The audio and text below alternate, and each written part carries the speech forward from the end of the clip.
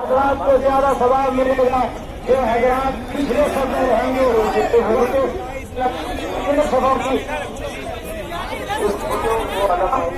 اب تک پورا نہیں بھی ہو ان سے گزارش ہے جلد از جلد وہ بندی کرنے کی کوشش کریں تاکہ وقت پر جنازہ ادا ہو سکے.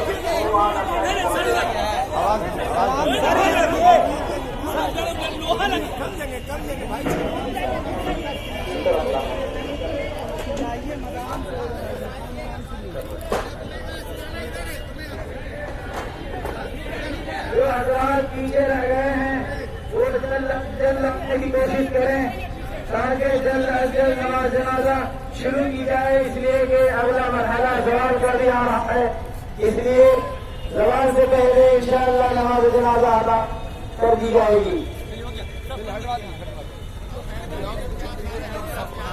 یہ تمام حضرات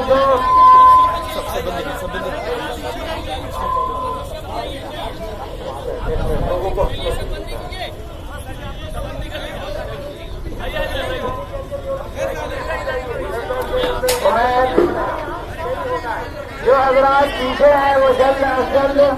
صفحہ میں آنے کی کوشش کریں.